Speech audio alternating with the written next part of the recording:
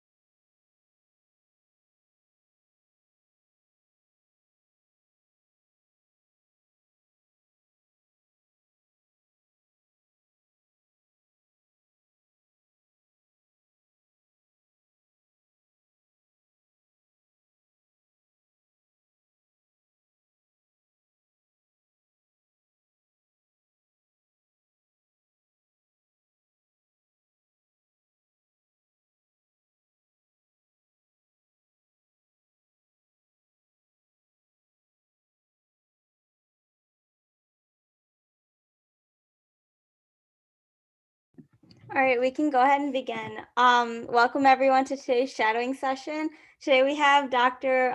William Graves, who is an oral surgeon. Thank you so much for joining us today. Yeah, thank you for having me today. Of course. So what do you guys want to talk about? What do you guys want to talk about? Case? You want to talk about private practice? I mean, I don't have any answers when it comes to applying to professional school. It's been like ancient since I had done all that stuff, and everything's changed, I'm sure, since I did all that stuff. So I'm not going to be great at doing that, but you want to start with the case? Yeah, we can start with the case. All right. Do you know anything about oral surgery at all? Very briefly, I know oral surgery, well, wisdom teeth removal is probably one thing. Probably like, I was thinking like cleft lip. Does that count under oral surgery? Oh yeah, sure. The cleft lip, cleft palate, that's definitely one of the disciplines that we do for sure. Mm-hmm. Like dental implants, facial trauma. I mean, oral surgery it's a very confusing specialty because, you know, we go to dental school and we go to medical school and we do medical residencies, and there's oral surgeons that do general surgery and there's oral surgeons that do cosmetics. I mean, I know oral surgeons that are doing breast implants in their private practice right now, which you would never consider an oral surgeon to do a breast implant, right? And so we have a very confusing specialty, kind of falls between medicine and dentistry. And so we file both dental insurance on our patients and medical insurance on our patients, which you don't see with very few other specialties in medicine right now. Mm-hmm. So let's do this. We'll go through a presentation. I'm going to talk a little bit about oral surgery, a little bit about my practice, and then we'll go into a case presentation that I did a couple years ago. And I actually did this case for TV. They came in, sent a film crew in for me, and we filmed it. And I have some of the footage that they had put together, and I'll play a little bit of that video for you guys as we're going through it. Okay. Perfect. Let me just share my screen here. Second, let me open this up. And you guys are welcome to ask questions as we go through this. Okay. Yep. And then I'll just post the questions in the chat as well. So right. We don't have to worry about interrupting me. I'm fine with that. All right. Can you see this? Yeah, I can see it. Okay. So, you know, like we're talking about oral surgery, and this is me personally. So I graduated from dental school back in 2004, which is like 17 years ago, which seems like it was yesterday, but obviously it was like an eternity ago for me. And it's hard to believe that time flies. So enjoy your college days right now. You know, you'll be looking back. That means I started college in 2000. So, you know, you'll be looking back 20 years from now and you'll think the time flew by, right?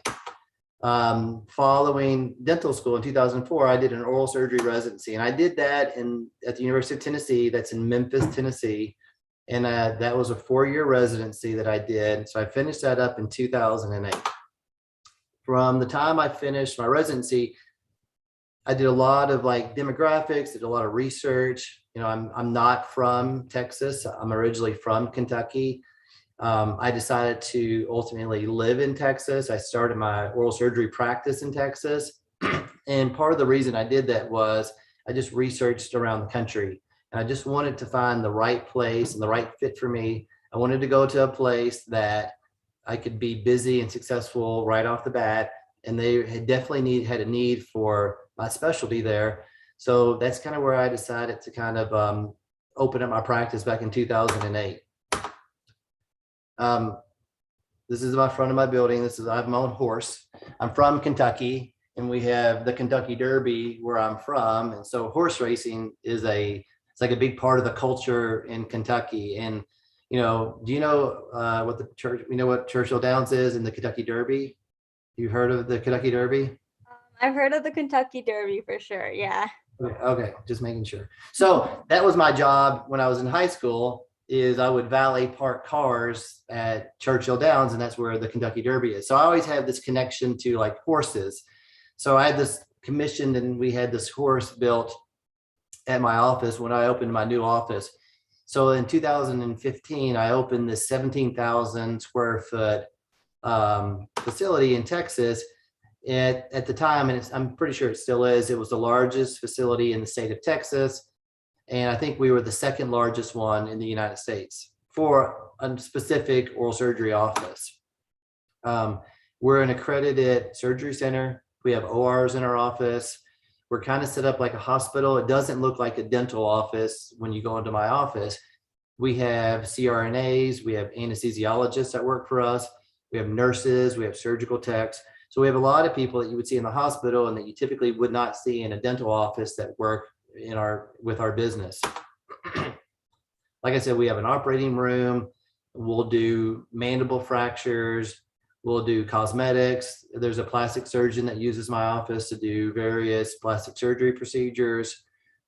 We put patients to sleep. We intubate patients. And there's a lot of surgeries we can do in our building that we don't have to take to the hospital, which was very important during COVID, right? Because during COVID, the hospitals were full of sick people who had COVID-19, and there wasn't a lot of room for people who had mandible fractures and broken jaws, and you weren't able to take those people necessarily to the hospital because they didn't have beds. So we were still able to do emergency surgeries in our facility when all that was going on. This is like a drone shot of the building right here. I put our logo on the roof of the building. You can see it on the upper right part of the building right there, so that whenever you got on your Google Earth and you Googled my address, you could zoom right in and you could see my building. That was where I was working. We light the building up at night. So like on Valentine's Day, we make it pink, and St. Patrick's Day, it's green. November is Hunger Awareness Month, so we turn it orange during the whole month of November. But I don't know, I have a lot of free time to think of these things and imagine things and try to just create things. So I can just mess around with it. So these are some beauty shots of the office. It's our front desk area. I like this Americana medical history.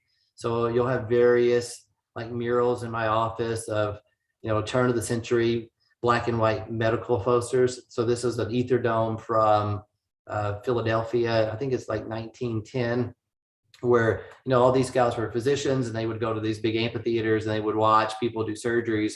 And I love the history of that. I have a very modern taste, but I also love the history of this. And I love to just sit there and like stare at this poster and watch everybody not wearing masks and not having gloves on, and they're doing these surgeries, and everybody in the audience kind of watching. It's just like a hobby of mine, I guess. We have a classroom in my office. I actually have video cameras in our OR that are in the overhead lights. So we'll have college students, pre-dental, pre-med. We have surgical techs, dental hygiene students that will actually come to the office and they'll watch me do surgeries from this classroom. So they'll do that maybe one time a month. We'll have some students in there watching some type of surgery that I'm doing in the OR. We have big conference rooms, and this is another example of the kind of American history that we have in our office. We're the first people in West Texas, I'm proud to say, that had an electric car charging spot. I don't know if you guys are from Texas, if we have anybody from Texas here, but we like to spend a lot of money on oil and gas where I'm from. So I like to feel like I'm kind of breaking barriers by owning an electric car and having those facilities for us. It's definitely somewhat frowned upon in this part of Texas, but I'm still proud to say that I don't care. This is a picture of one of our ORs right here that we operate out of. We have a full-time esthetician in our office. So we do lots of Botox and lots of fillers. I mean, I really specific my practice to only working on people's face. And I don't do a lot of like cosmetic surgeries, but we do a lot of facial trauma, and we do a lot of non-invasive cosmetic procedures like lip fillers, facial Botox. We do facials. We have cool sculpting machines and mirror drop machines. So we do a lot of different things when it comes to that, but specifically to the face. That guy is actually a plastic surgeon right there. That's why he looks so creepy. So I had this big mural painted in my wall, and I don't know if you guys watch my social media or not, But in our office, we have this sign that says operate like a champion that's above the door of my office. And every single day we start the social media with somebody touching that sign. And that's a playoff like Notre Dame football. It says play like champions, and all the football players touch that on the way to the football stadium through the tunnel. And I kind of have the same mentality. I like to think that I show up to work and I got the sign that says operate like a champion. It just reminds me that every day when I get to work, I got to be on my A game because I got people dependent upon me to do that. So we start our social media every morning with somebody touching that sign. That's how it always begins. So as I progress, so we started with oral surgery. We have an oral surgery office. In 2016, we expanded and we created a pediatric dental office that we started to run. We are pretty successful as far as running the oral surgery business was concerned. We're very aggressive when it comes to marketing our practice. And we made the decision that we wanted to branch out and do other stuff other than oral surgery. Now, I don't do the pediatric dentistry. I'm just the owner and I'm just the CEO of this company.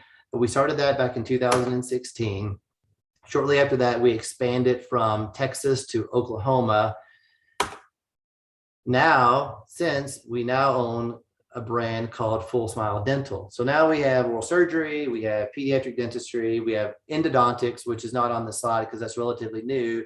And if you guys don't know what an endodontist is they specialize in doing root canals. And so now it says 7 locations. I think we have 15 locations now, and we have about 15 dentists that work for us. So as a business, from a business standpoint, the company is growing. And I think that when you have good morals and you have a good business plan and you do well marketing yourself, I think that's the natural progression of any business that you would have. This is an old slide, sorry. So we were talking about this earlier. I asked you this, what do you know about oral surgery? And you said, well, we take out wisdom teeth, and I don't know, I forget what else you said. Wisdom teeth and cleft lips and cleft palate, right? So I got just a comparison of what's the difference between being a dentist and being an oral surgeon. And if you look at the education required to be a dentist, I think we all know this. You go to undergrad and get your bachelor's degree, and then you get your dental degree, which is a 4-year degree at most universities. I think there's one school that you can do it in 3 years. And oral surgery is the same, but following dental school, we must complete a residency that ranges anywhere from 4 to 6 years. And once you become a dentist, if I asked you what a dentist does, you could probably name all these things off the top of your head. This is very stereotypical of what people think dentists do in their office from day to day. But if you think about what an oral surgeon is, because we're kind of associated with going to dental school, you may not realize a lot of the stuff that oral surgeons do, because not only do we work in our office, we also work at the hospital. So on the day-to-day basis, we do dental implants, which I think I did about 3 or 4 of those today. We take out wisdom teeth, which I did a couple set of wisdom teeth today. We do these full arch replacement, which is essentially us removing all of someone's teeth and replacing them all with like dental implants. We do bone grafting. I take bone from cadavers, but I also take bone from people's hip. I do the hip graft. I do the procedure myself. So even though I'm an oral surgeon, I'm still operating on people's hip. When I'm doing the bone grafting, we take out teeth. We do facial trauma. So I tell people that when it comes to facial trauma as oral surgeons, because technically we're an oral and maxillofacial surgeon, is we do mandible fractures, we do maxilla, we do broken noses. If you break your forehead, we fix that. If you break your orbits around your eyeball, we do that. Now, we don't typically operate on people's brains, and we don't typically operate on people's eyeballs, but we do basically everything else on the face. Oral pathology, which is a case I'm going to show you guys here in a second. And then we do jaw surgery, which is a simple way of saying orthodontic surgery, which is the more complex way of saying we move people's jaws around. So there's some people who have underbites or overbites. I'm sure you guys have seen someone or someone that kind of has this bite when it comes to their teeth. We do surgeries where we fix those bites and move the jaws around. So you ready for a case? Do you have any questions about that? There's some questions that I put in the chat if you want to answer those. Let me see here. You want to read those to me? Sure. Okay, so the first one is I'm spoiled I'm spoiled at this point in my life. You're good. You're good. Do oral surgeons treat issues in the mouth or around the mouth? And do many oral surgeons practice cosmetic surgery? I would say, yeah, I mean, we're like, the mouth is like where our specialty is, right? I mean, that's what we do for a living. The only other people that really feel comfortable working in the mouth with us typically is an ear, nose, and throat doctor. And they usually start behind the molars, and we're working in front of the molars, so to speak. So yeah, we're kind of the experts of that area for sure. But when it comes to cosmetics, I mean, there are a lot of oral surgeons that practice cosmetics. I would say it's still probably the minority of patients of practitioners that do that. I mean, we all learn that when we're in residency. That's part of our board exam is cosmetics. But I think if you look in private practice, there's not a lot of guys who are probably doing cosmetics. And that's just because it's a very difficult market. Think about who's doing cosmetics. You have oral surgeons, you have ear, nose, and throat doctors, you have plastic surgeons. I mean, that's the stereotypical person you think that does cosmetic surgery, right? But also, I mean, everybody's dabbling into that now. You have dermatologists that do it. I mean, there's cardiologists who are buying lasers now and doing laser resurfacing. So that is a extremely competitive market where you have multiple specialists fighting over those patients versus oral surgeons. I mean, we're the king of the mouth. Nobody else wants that but us. Yeah. Okay, so the next question is, what skills make a good oral surgeon, and what is one of the most rare cases that you have experienced?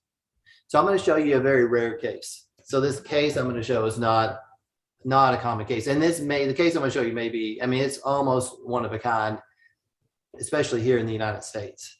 And what qualities the same qualities makes anybody a good person, right? I mean, being kind, having empathy for patients. I mean, it's probably the best quality you could ever have as any type of doctor. I mean, you're going to medical school, and when you're interviewing medical school, I mean, that's what they want to hear. That's the doctors that we need to produce out of medical schools, people who have empathy with other people. So I would stop with that's probably the right answer. All right. And then the next question is, can cavities become tumors if left untreated? What area have you operated on the most, and why do you think this area was highly operated on? Right. So when we talk about cavities, we're talking about a hole in a tooth, like a dental cavity, right? And no, those don't typically become bad tumors. Now, if you don't fix your tooth, you can get an infection, and that infection can become a cyst. And then based on your definition of tumor, you could say, okay, that becomes a tumor. Or you could have an infection that swells up and becomes massive and have an abscess that you have to drain. But typically, just a regular dental cavity is not going to become something like a malignant cancer or something like that.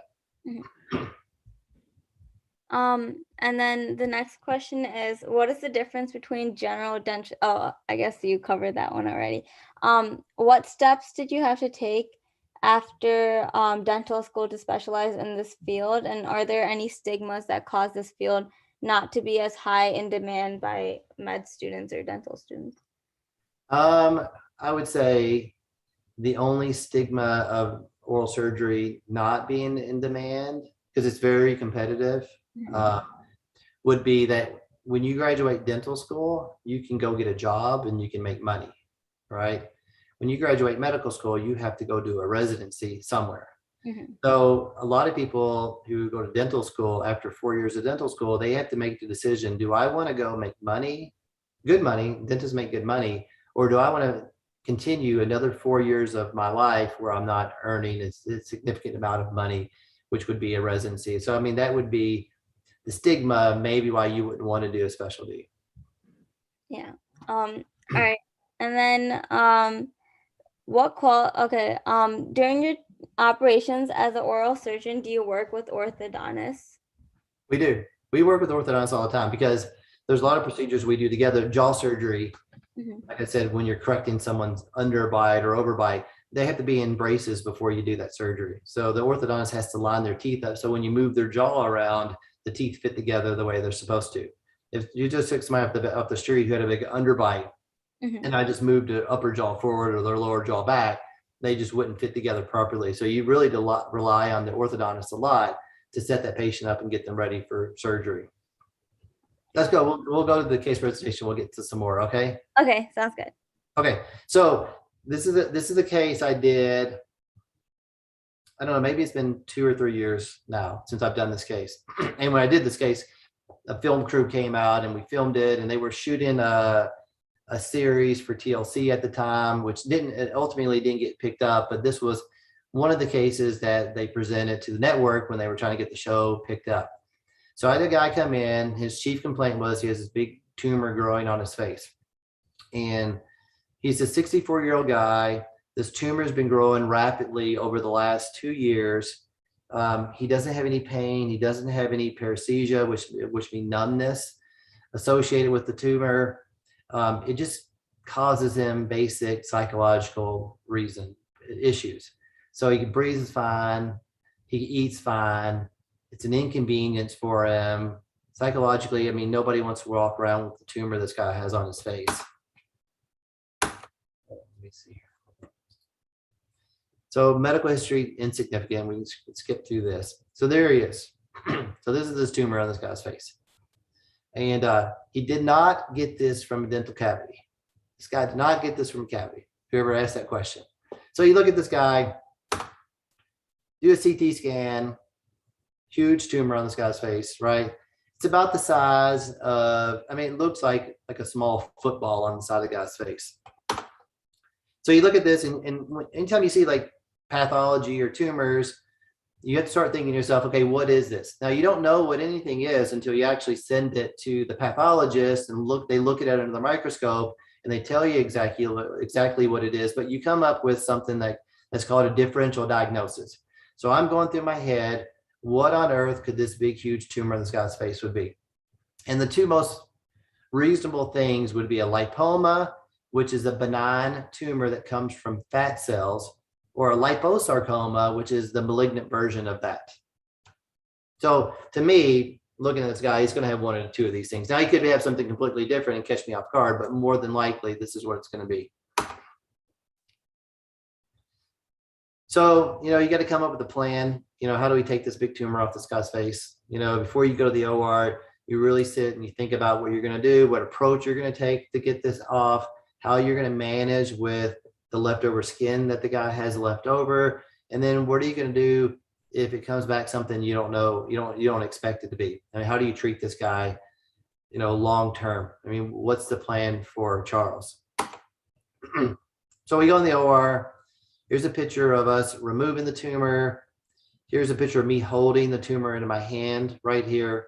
And that's kind of in the video, but I mean, that looks like the guy's brain, right? And look how big that tumor is. Now I have small, dainty hands, but you can appreciate how big that is on that picture on the right. And here it is in the bucket. So we do a lot of like pro bono cases, which is always like a real emphasis to me, especially people who are applying to medical school or people who are in medical school, is that, you're lucky that you're a doctor, and you're lucky that God gave you the ability to do these surgeries, and everything in life is not about making money. You go to medical school because you want to make a difference in life and you want to change people's life and you want to have the opportunity to do these things. So we do a lot of free work in my office, and Charles is an example of that. And part of the reason that tumor grew to the size that it was is because he had no money and he had no insurance, and he just didn't really think that he could afford to have that removed. So he just put it off, and it just kept getting bigger and bigger and bigger, to the point where, I mean, you saw the size of that. At some point, his wife or his girlfriend said, you got to do something about that. So they took him to a free clinic, and then they called me and asked me to see the patient. And when you see a guy with a tumor that big on his face walk into your office, I'm going to do it, right? Because that is like a once in a lifetime opportunity for me to see and treat that case. So there's no way I'm not going to do it. So we ended up doing it for free. We filmed it for TV. They came in and filmed the case. I did it on a Saturday in my office just because I was doing it for free, and it's hard for me to cancel patients to do free stuff, but I don't mind doing it on the weekends for free. So when I removed the tumor, I had this big bucket of formalin that I got from the hospital. So I had to drive around in my car with this in the front seat of my car for like 2 days until the hospital opened and the pathology department was at the hospital so I could drop it off so they could tell me what it was. And it ended up coming back a liposarcoma. It's extremely rare. It's even more rare to have one this size. We actually sent it off and got some DNA on it. And we looked at the genetic code of the liposarcoma. And luckily for Charles, it was a type of liposarcoma that typically doesn't metastasize, and which means spread to other parts of his body. And it did not require radiation.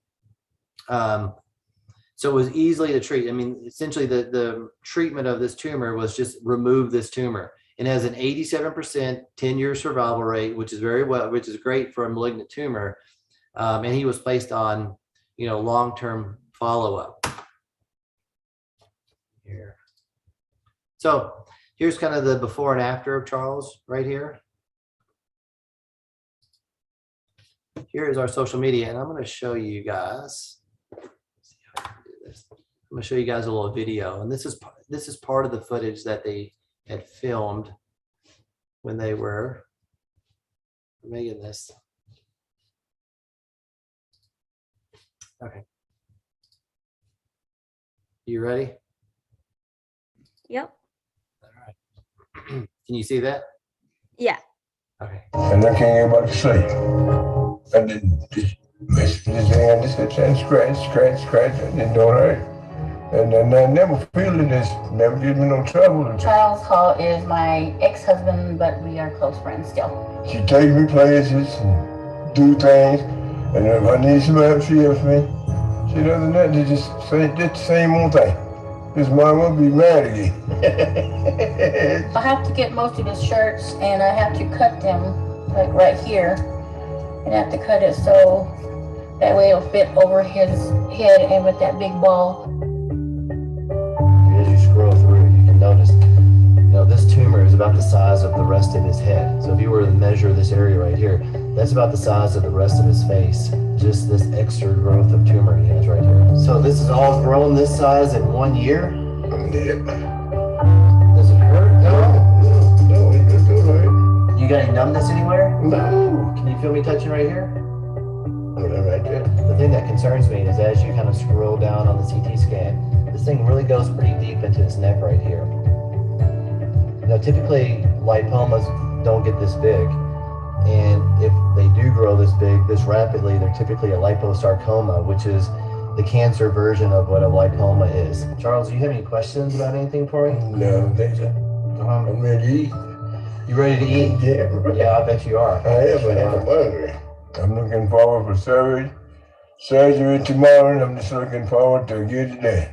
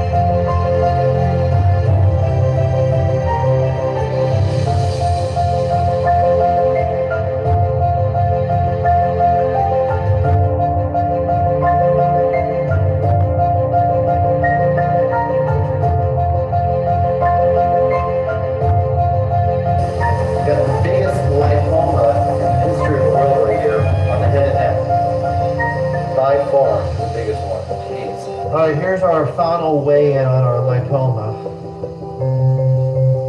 Looks like we're at Winner. 3.6 pounds on this lipoma, which could be the world record for a facial lipoma. Wow, that's really cool. Yeah, I don't know if it's a record or not. It's close. I looked them up. I couldn't find any that were really that big Mhm. anywhere else. I kind of just said that for TV, but so that's a rare case. Somebody asked me about what's the rarest case I've done. That's probably that case right there. I was just lucky enough to have somebody film that, right? Yeah, that's amazing. That's Yeah. really cool. But yeah, we can get to some more questions. Yeah, let's do it.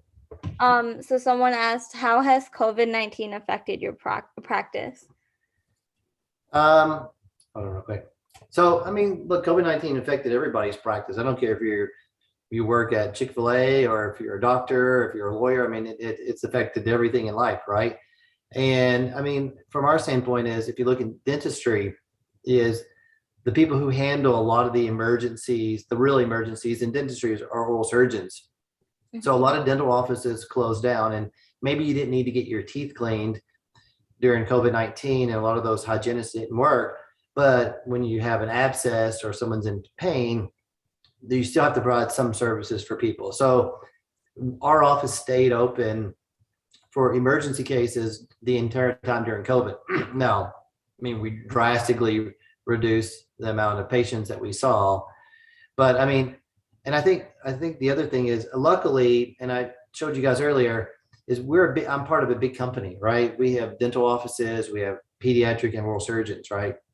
And the thing that's good about the company I'm with is that we're big enough to have a compliance officer. So we have somebody that only works on compliance, and compliance changed a lot with COVID because, you know, the level of cleanliness in everybody's life increased. The level of regulations increased. And for us, we already had people who had jobs, and we had, you know, policies in place that were able to change and adapt as COVID, versus if you're a small office, medical office or dental office, you may not be big enough to have these compliance officers. So it's a lot harder for you to keep up with regulations as they change.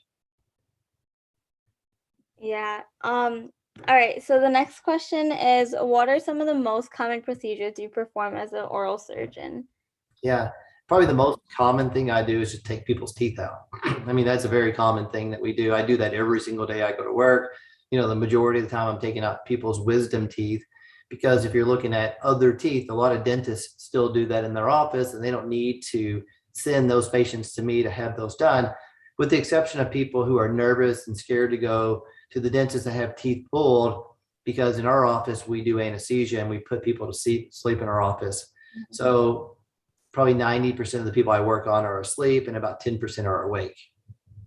Okay. So what is the most interesting and fun part of oral surgery, and what made you become an oral surgeon? Well, I mean, oral surgery is fun, right? I mean, what do you do? What's your hobby? What do? You go to the gym? You like to play volleyball? I mean, you have a hobby that you do, right? Mm-hmm. What would your hobby be? For me, it's probably like dance, art. Okay. Art, right? So if someone says, okay, I'll pay you a lot of money to go to dance and do art for a living, you would say, yeah, absolutely, I would do that. You wouldn't think twice about it, right? Yeah. And maybe you feel that way about medicine. You haven't done it yet, so you don't have that reference. But I mean, that's the way I feel about oral surgery. It's fun to do. And honestly, there's some days I'm doing cases like Charles' case, and I'm thinking to myself, I can't believe people are actually paying me to do this. This is fun. I would do this for free. It's kind of my job, but it's also my hobby as well. Oh yeah, for sure. No, that totally makes sense. So what is one of the most important things about your job? Most important thing about my job, I mean, you truly change people's lives with what I do. I mean, Charles' life has changed, right? I mean, the guy's a different person, not having the tumor on his face in a lot of different ways. And we do a lot of like reconstructive cases of people's mouths, and people who've had bad teeth their entire life, and people who are self-conscious about the way they look and how they smile. And if you look at, you know, the two things that people notice about somebody when you meet a new person is their eyes and their mouth and their smile. So, I mean, that's how important your teeth are to us. And that's how that really affects people's life. And we make differences. We change the way people feel. We change the way they look. We change the way they smile. And there's a lot that goes along with that. Mhm. Yeah, for sure. So how do you guys treat a lot of TMJ issues, and like how do you guys treat that? We do. I mean, I had a couple of TMJ patients today, and I mean, there's various ways of treating TMJ. There's various conditions that cause people to have, TMD issues. It's definitely a small part of my practice. I don't do lots of TMJ, and like I said, we could talk for a day about TMJ, but we do treat them, and there is a place in my practice for that. All right, for sure. So how many patients do you usually see per day? Today I probably saw 25 patients. Okay. Typically we'll do surgery in the morning and I'll do consults in the afternoon. Mhm. Yeah, for sure. Is it more expensive to become an oral surgeon than a regular surgeon because of dental school? I mean, I don't know what the cost of dental school versus the cost of medical school would be. I'm assuming they're probably pretty similar. Mhm. Probably not a big difference between the two. And look, once you finish medical school and you finish dental school and you decide to do a residency, whether that's general surgery or oral surgery or plastics, I mean, you're receiving a stipend. I mean, they're actually paying you to do that residency. Now, it's not going to be as much as you make when you're finished, but you're not paying additional money to do that specialty. All right. Yeah. So what other specialties do you often work with when you are in the hospital? So at the hospital, we work with everybody. Most of the time at the hospital, we're working with the ER physicians, because when I'm at the hospital, it's typically facial trauma. So someone gets in a car accident or they get beat up at a bar and they have a broken jaw or broken nose and they go to the emergency room. In that case, I'm working with the ER physician. I'm working with the anesthesiologist and the OR staff. If someone gets into a really bad car accident, they may break their jaw, but they may puncture their lung. They may have orthopedic injuries. They may have a broken femur. So in those cases, I'm working with the ICU doctor. I'm working with the general surgeon. We're working with the orthopedic surgeon, and all that stuff somewhat choreographed to kind of minimize the amount of times that we have to take a patient to the OR. So a lot of times the patient will go to have their leg fixed that's broken, and then I'll follow him while the patient's in the OR and fix their broken jaw at the same time. Yeah, that makes sense. Yeah. So what disease do you come across the most, and is it easy to prevent that disease? Right. I mean, look, we're not medical doctors. So, surgeons, someone has a problem and we fix the problem surgically. I'm not managing people medically. And I mean, if you think about oral surgery, why people get their teeth removed, I mean, people get periodontal disease and they get dental cavities. And I think we all know that the way you prevent those things is you brush your teeth and you floss your teeth. We have a saying that you only floss the teeth that you want to keep. You don't want to keep, you don't floss the ones you want to lose. Yeah. So can oral diseases be identified by just looking at someone or hearing them speak? I mean, depends, right? I mean, that's a pretty complicated question. And obviously the answer to those questions come with experience. And the more experienced you are, the more you pick up on little subtleties when it comes to doing exams. But you could, yeah. I mean, if someone has a cleft palate, then they're going to have a hypernasal speech, and I may have a suspicion that's what they have. But I try not to bias myself without getting all the facts first. Mm-hmm. So does oral surgery put one at risk of nerve damage?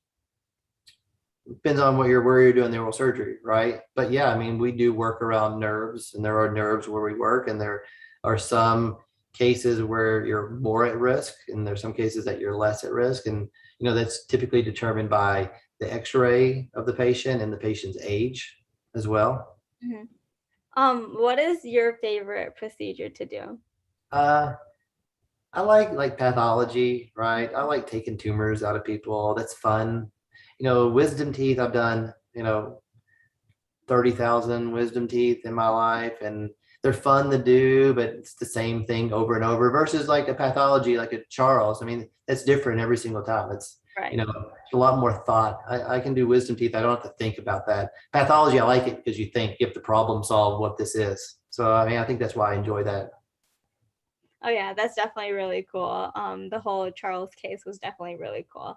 Right. Um, so someone asked, can this like liposarcoma case spread or occur even after the surgery? Yes, the answer is yes. So they can recur. And that's why the patient's on follow-up. You know, when we go in there, we remove everything that's surgically in the side. And it's been a couple of years and I follow Charles and we have no recurrence, but yeah, it can spread. And most malignant tumors, a lot of them do spread to other parts of the body. Charles is just lucky that the type of tumor he had just has a very low instance of metastasis. And it has a very good survival rate. I mean, I think it was 87% is his 5-year survival rate. So, I mean, the chances are he's probably not going to die from this tumor. Mm-hmm. Yeah, for sure. So, have you ever had a case that went wrong? I mean, no, knock on wood. I mean, I'm lucky that most of the time, most cases go the way I expect them to. Now, the cases may not go exactly the way you want them to every single way, every single time. But I mean, there's a lot of reasons for that. People have different anatomy. There's things that sometimes happen in surgery where you have to change your plan midway through. But all that's just part of, you know, being comfortable working in a certain part of the body and experience that goes along with that. Mm-hmm. For sure. I think that was the last question. Okay. Well, good. I had fun. Look, I don't know if y'all follow social media. I'll share this with you. Can you see that? Yes, I can. Okay. There we go. So, I mean, we're big. I do a lot of surgery on, I do some on Snapchat. I do a lot on Instagram stories. We're really big on TikTok. We have like 2.6, 2.7 million followers on our TikTok. So we do a lot of different stuff on there. I don't do many surgeries on TikTok just because the algorithm doesn't like blood on TikTok, but Instagram, we do a lot of surgery on. So if you guys want to watch some surgeries from time to time, or if you're really curious about oral surgery, what we really do, and we have a lot of fun on there, but we do surgery on there as well. For sure. Yeah. I'll definitely put your Instagram and TikTok handle in the chat so that people can definitely check that out. So thank you so much for being here with us. No, I enjoyed it. Thank you guys for having me.